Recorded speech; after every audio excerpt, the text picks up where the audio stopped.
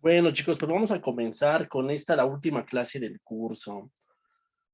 Ya llegamos al final, ya vimos todos los mecanismos básicos de la inmunidad, ya vimos las patologías y pues ahora vamos a complementar con un par de temas que a ustedes les gustan mucho, que son el tema de vacunas y el tema de los anticuerpos monoclonales, que la verdad de las vacunas es donde me extiendo más, les doy muchos ejemplos, les pongo cosas muy clínicas, y en anticuerpos monoclonales realmente es súper rápido. Entonces, pues bueno, vamos a darle. Entonces vamos a hablar de las vacunas. ¿Qué es la vacunación? La vacunación es un tipo de inmunización activa artificial. ¿Te acuerdas cuando vimos los conceptos claves de inmunidad, verdad? De inmunidad adaptativa, me refiero a que vimos que había pacientes.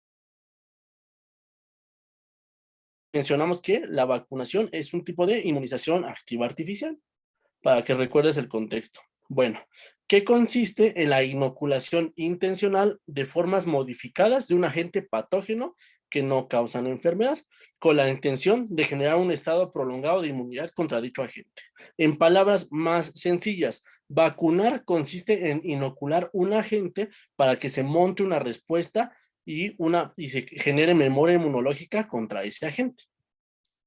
Bueno, ahora, un poquito de historia, fíjate, allá por los años 1700, perdón, Edward Jenner, que era un médico inglés, observó que algunas mujeres que ordeñaban vacas, eran ordeñadoras, parecían ser invulnerables a la viruela si ya habían estado contagiadas por el virus de la viruela bovina, que es mucho menos peligroso y en el ser humano casi no es mortal. Entonces, Edward Jenner, como todos los grandes científicos, era muy observador y pues empezó a preguntar qué estaba pasando ahí. Entonces formuló un experimento. ¿En qué consistía en este experimento? En 1796, Jenner realizó un experimento raspando el brazo de un niño que se llamaba James Phipps, aquí está representado, con secreción, con pus, de una pústula de viruela bovina de una ordeñadora.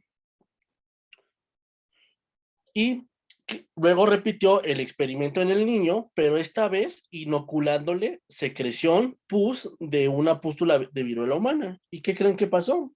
Pues que el niño no se contagió. ¿Por qué? Porque él ya estaba inmunizado. ¿Ok? Este fue el nacimiento de la vacunación y de la inmunología como ciencia. Ahora, nada más a manera de dato histórico, la viruela era una enfermedad, era porque ya no existe, que causó graves epidemias a lo largo de toda la historia de la humanidad.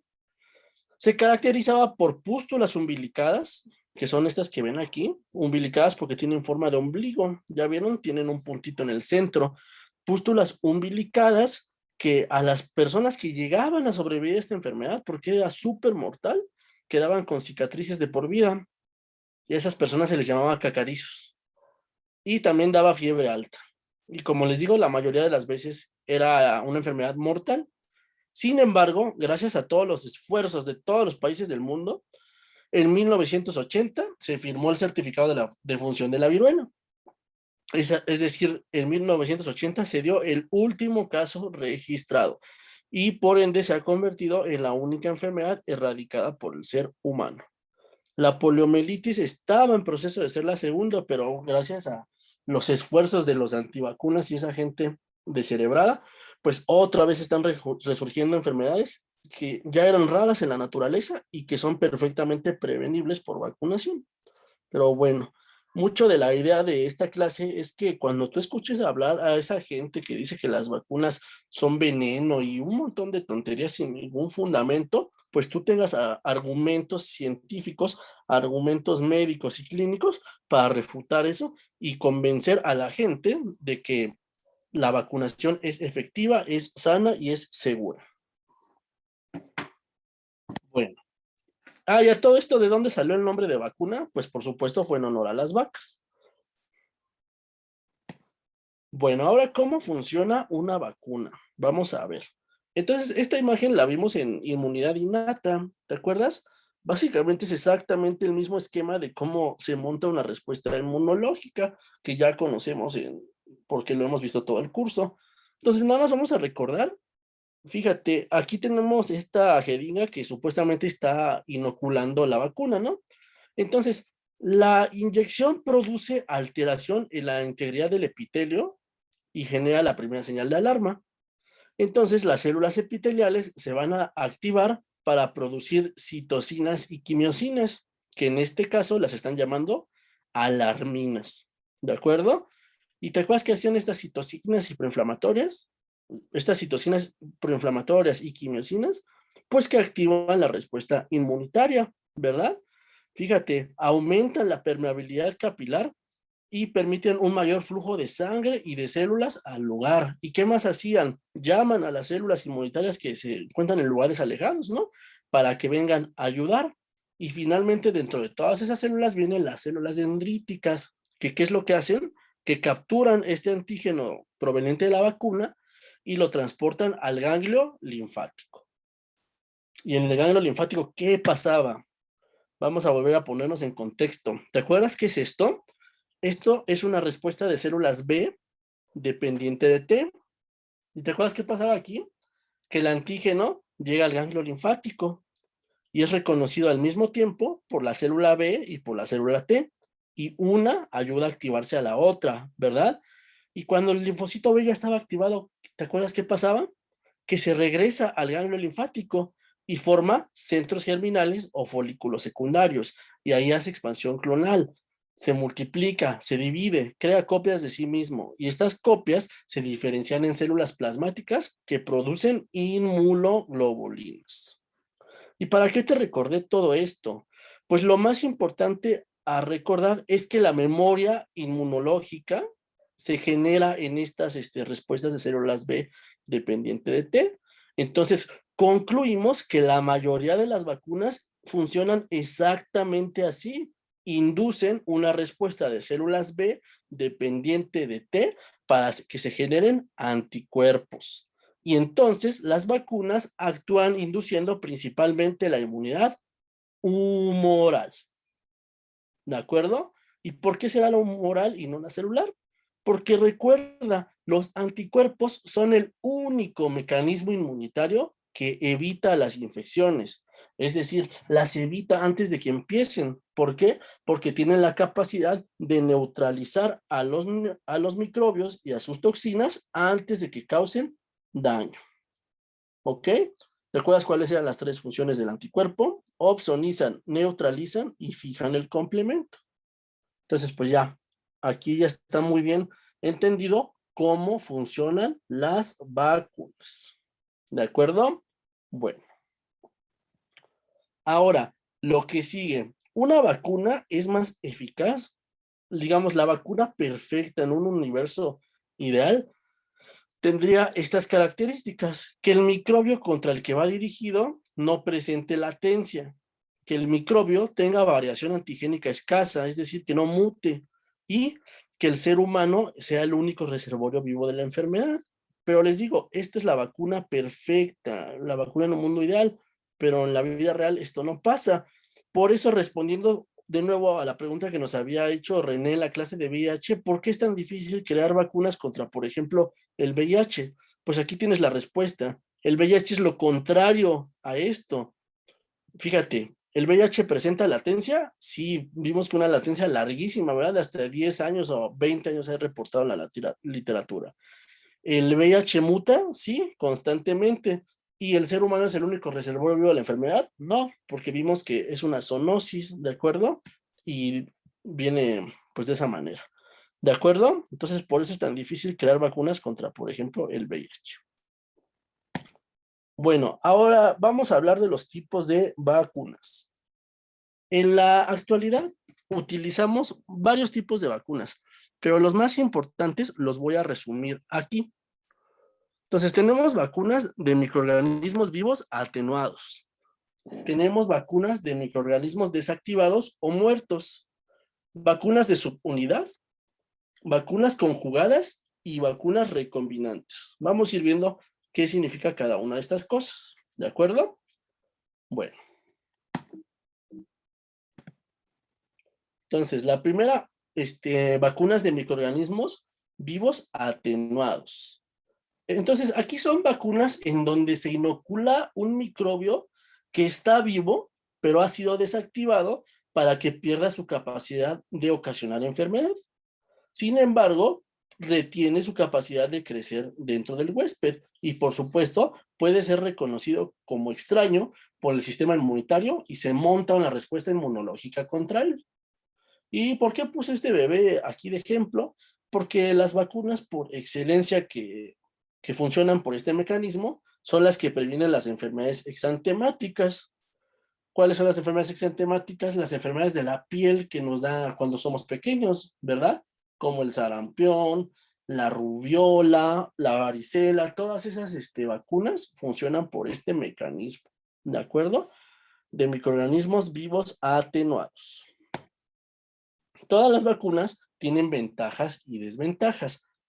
En este caso, las ventajas es que estas vacunas son más fisiológicas, por esto de que el microbio está vivo, por lo que estimulan respuestas inmunitarias fuertes y que duran toda la vida. En resumen, son las más potentes. A la mayoría de nosotros nos vacunaron contra el sarampión de niños y no nos han vuelto a vacunar, ¿verdad? Y por derivado de esto, requieren una o pocas dosis a lo largo de la vida del individuo. Ahora, desventajas. Como el microbio está vivo, puede mutar hacia la forma de virulencia, es decir, se puede volver a activar y puede ocasionar enfermedad grave. Por ejemplo, en la actualidad hay más casos de poliomielitis asociados a vacunación que a poliomielitis adquirida en la naturaleza. Ya es algo rarísimo. Otra desventaja, están contraindicadas en el embarazo. Esta es pregunta de toda la vida, de estudiante, de interno, de pasante, de NARM, de residente. Las vacunas de microbios vivos atenuados están contraindicadas en el embarazo. ¿Por qué? Porque causan malformaciones fetales graves. Y bueno, otra desventaja, requieren refrigeración. Ahora, ejemplos de estas vacunas, la BCG, el bacilo de Calmette-Guerin, que es la que nos previene de la tuberculosis meningea miliar y se pone al nacimiento. Bueno, aquí en México no se pone al nacimiento, ya lo verán en los hospitales. Y la triple viral. Bueno, aunque también déjenme decirles que México es de los pocos países que sigue poniendo esta vacuna, pero bueno, la vacuna triple viral que nos previene contra sarampión, rubiola y paperas, la vacuna del rotavirus y la vacuna contra la poliomielitis, pero la Sabin, la que es por vía oral. Vamos a ver que hay dos tipos de vacuna contra la polio, la Sabin y la Salk. La nemotecnia, aquí está la Salk vía parenteral. La nemotecnia, para que nunca se te olvide que la Sabin es por vía oral, es que la Sabin sabe. ¿Y por qué sabe? Pues porque se da por la boca. ¿De acuerdo? Bueno. Ahora, vacunas de microorganismos muertos o desactivados. Son vacunas en las que se inocula un microbio muerto, lo que lo hace incapaz de replicarse o reactivarse, pero aún así se puede generar una respuesta inmunitaria contra él y contra alguno de los antígenos preservados en él. ¿Y por qué pongo a este perrito? Porque la vacuna por excelencia que funciona por este mecanismo es la vacuna de la rabia. Ahora, ventajas, son más seguras que las de microbios vivos porque no mutan, porque el microbio ya está muerto, ¿no? Y por ende se pueden usar para prevenir enfermedades que son más graves. Vuelvo al ejemplo de la rabia. La rabia es una enfermedad gravísima. Una vez que aparece la rabia clínica, ya no hay cura y la mortalidad es del 100%. Entonces, imagínate que pusiéramos un microbio de rabia vivo y este mutara y se activara, pues sería mayor el riesgo que el beneficio, ¿no? Entonces, pues mejor usamos en este caso vacunas de microbios muertos o desactivados y pues ya nos evitamos esto. Y ventaja que no requieren refrigeración. Desventaja, pues son menos fisiológicas por esto de que el microbio está muerto y estimulan respuestas inmunitarias más débiles. Y derivado de esto, requieren múltiples dosis a lo largo de la vida o cuando se da un evento de contagio. Ejemplos, rabia, te digo, hepatitis A, influenza, poliomielitis, pero la Salk, que es la vía parenteral. Bueno, ahora vacunas de subunidades. Son vacunas en las que se inoculan macromoléculas específicas. Permíteme tantito.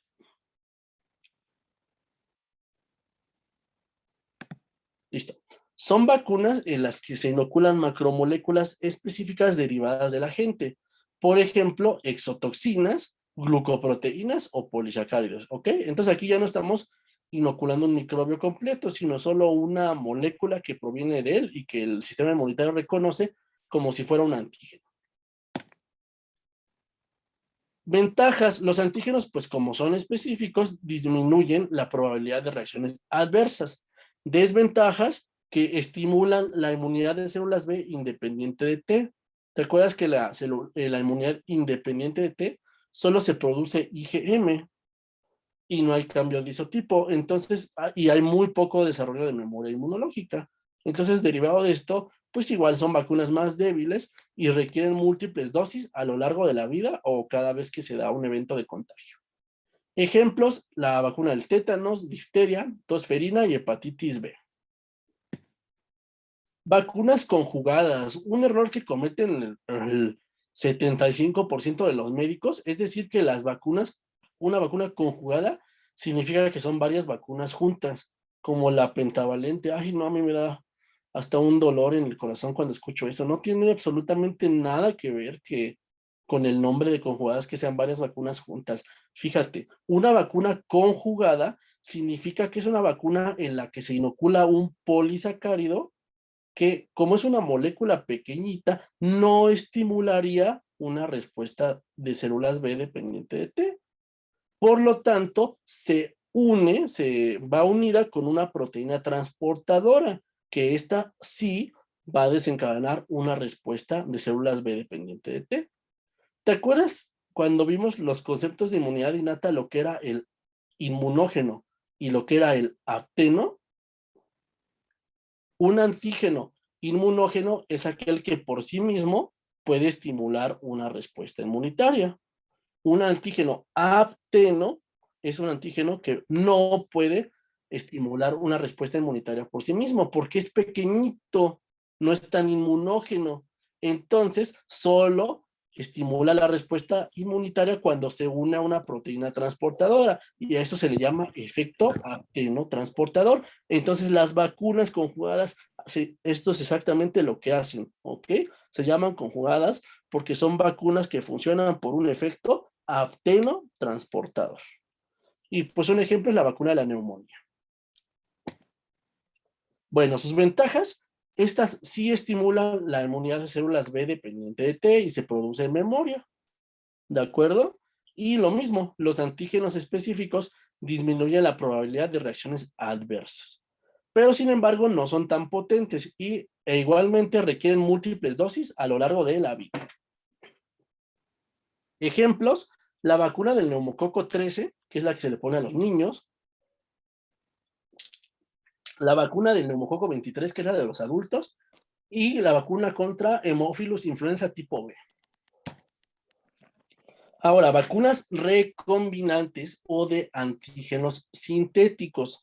Son vacunas artificiales sintetizadas en laboratorio a partir de un proceso de recombinación de ADN, ¿ok? Con base en la selección de los antígenos o epítopos que sean más inmunógenos en un microbio. Y un ejemplo, pues, es la vacuna contra el CACU. Por eso te pongo esta imagen aquí. ¿Ok? Bueno, ventajas. Igual, como los antígenos son muy específicos, disminuyen la probabilidad de reacciones adversas. Y desventajas. Las características químicas de los péptidos sintéticos pueden no coincidir con la de los péptidos naturales. Por ejemplo, el antígeno natural tiene estructura tridimensional y la del antígeno de la vacuna tiene estructura lineal. Y pues esto también compromete la eficacia de la vacuna, ¿no? Monta una respuesta inmunitaria que a lo mejor no va a ser tan fuerte. Y por supuesto, otra desventaja, que son vacunas muy difíciles de desarrollar. Alguien por ahí tiene su micrófono prendido, chicos. Porfa, apáguenlo. Y ejemplos, la vacuna del virus del papiloma humano que previene contra el CACU, cáncer cervicuterino, y la vacuna de la hepatitis B. Esto me gusta ponérselo siempre. ¿Cuáles son las vacunas contra el VPH?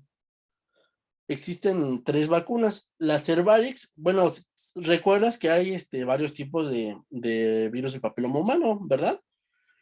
Entonces, cada una de estas vacunas nos va a proteger contra distintos tipos. La vacuna Cervarix protege contra el 16 y el 18. ¿Por qué contra el 16 y 18? Porque son los más oncógenos, son los que causan cáncer cervicuterino como tal.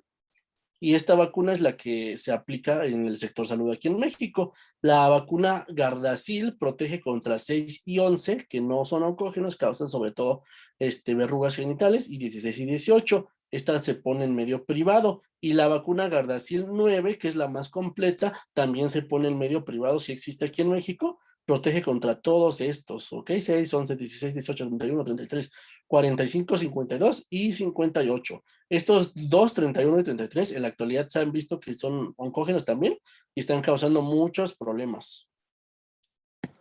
Bueno, ahora los adyuvantes. ¿Qué son los adyuvantes? Son sustancias contenidas en la vacuna que potencian su acción a través de la inmunidad innata. ¿Ok? Esa es la definición de adyuvante. Una sustancia que estimula la eficacia de la vacuna a través de la inmunidad innata.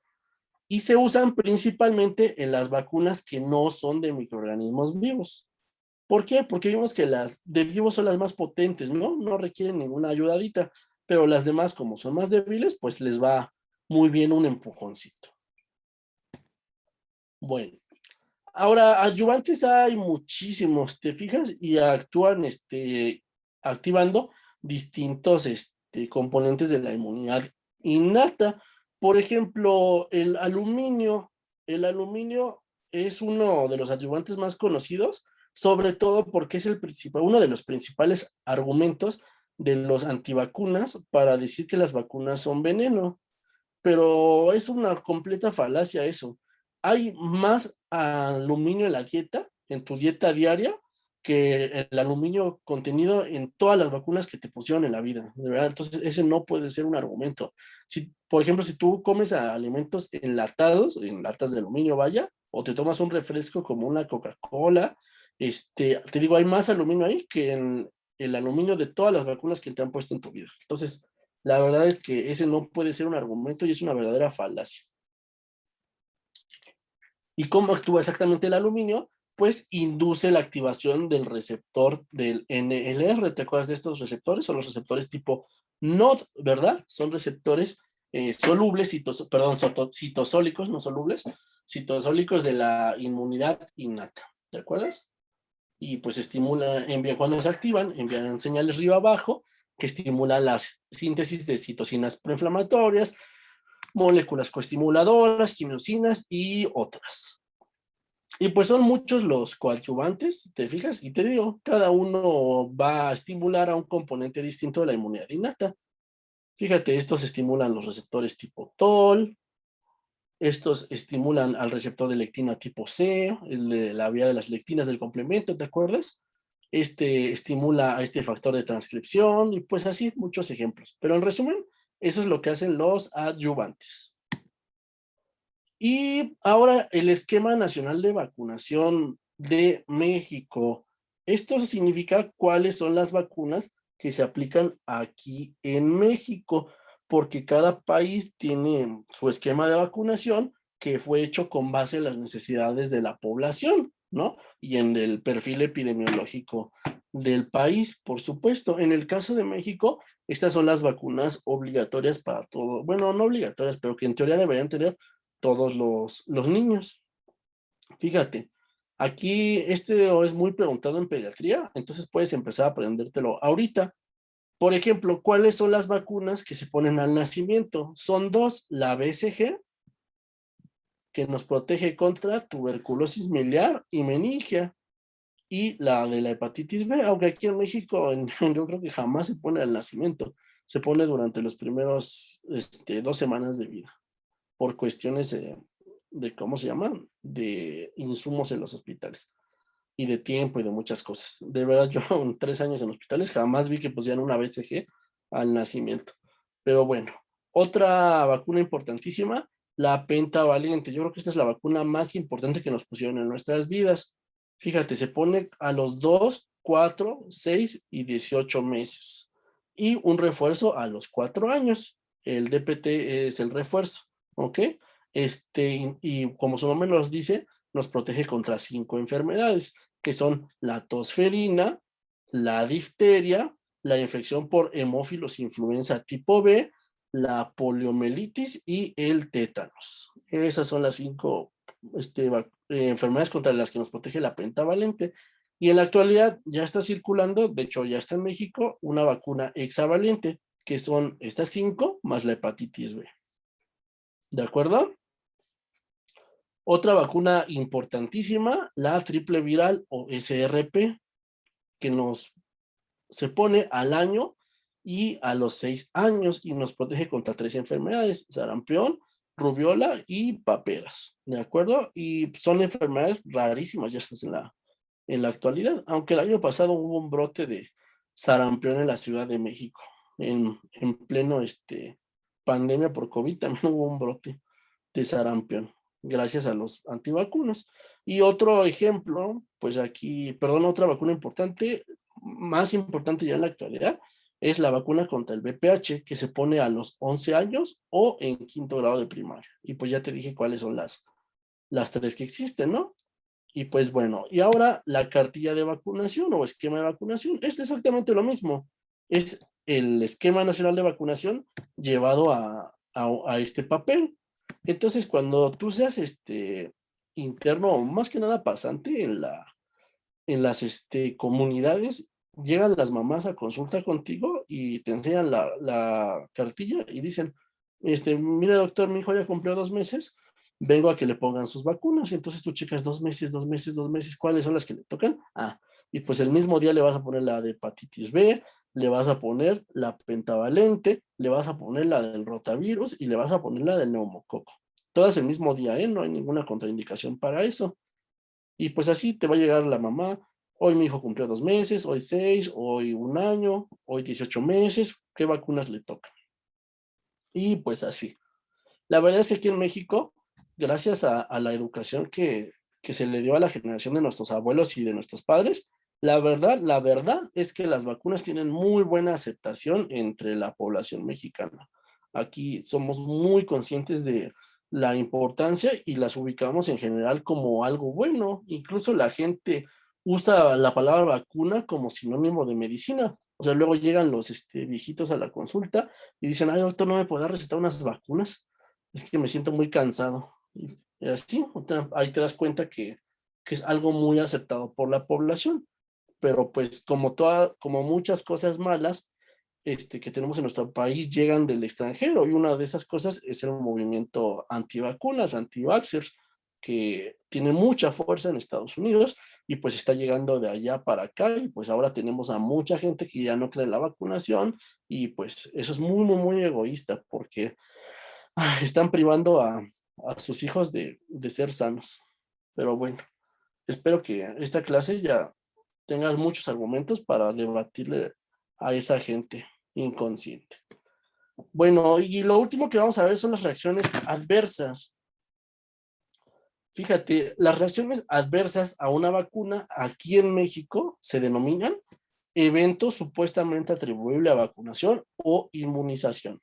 Y eso se abrevia ESAVI, ¿ok? Así, igual cuando seas interno o pasante o residente, así lo puedes poner en tus notas: paciente viene a consulta por ESAVI. Bueno, ahora el ESAVI más común es la inflamación en el sitio de aplicación de la vacuna. Es lo que nos pasa a todos, ¿no? Cuando nos ponen la vacuna, ahí donde nos pusieron la inyección, nos duele, está rojo, se siente tumefacto. En resumen, está inflamado. Ahora, ¿esto es un efecto adverso? Sí y no, porque el hecho de que haya inflamación es un indicador de que el sistema inmunitario funciona, de que funciona y está haciendo su trabajo, de que se está montando una respuesta inmunológica contra esas vacunas. Y la verdad, esto es muy común y alarma a veces mucho a los papás, pero el único tratamiento que necesita es paracetamol u otro AINE. ¿De acuerdo? Bueno, ahora los ESAVI pues pueden ser más variados. Este que te dije es el más común y el más leve, pero hay ESAVIs graves. Por ejemplo, existe la BCG-itis por vacuna de BCG, que son solo unos ejemplos, que se caracteriza por inflamación y supuración de los ganglios cervicales ipsilaterales al brazo de aplicación de la vacuna. También, por ejemplo, en la vacuna del rotavirus, se ha visto muy asociada a invaginación intestinal, que es un cuadro de dolor abdominal agudo acompañado de heces hemorrágicas con aspecto de mermelada de grosella. Una vez que las viste, jamás se te olvidan. También, por ejemplo, allí donde estoy haciendo yo la residencia en el Instituto Nacional de Neurología, ahorita vemos muchos casos de síndrome de Guillain-Barré asociado a vacunación, sobre todo con la vacuna AstraZeneca. También hemos visto casos de trombosis venosa o de trombosis arteriales asociados a esta vacuna, que son raros, ¿eh? O sea, nosotros vemos muchos casos ahí porque somos un hospital de concentración y pues recibimos a todos sus pacientes, pero realmente son los menos y pues tampoco creo que es un argumento para dejar de confiar en la vacuna contra SARS-CoV-2, contra el COVID-19. Y pues bueno, solo por citar algunos ejemplos, pues los ESAVI son tan variados como las vacunas. Y listo, muchachos. Con esto terminamos el tema de las vacunas. Bueno, vamos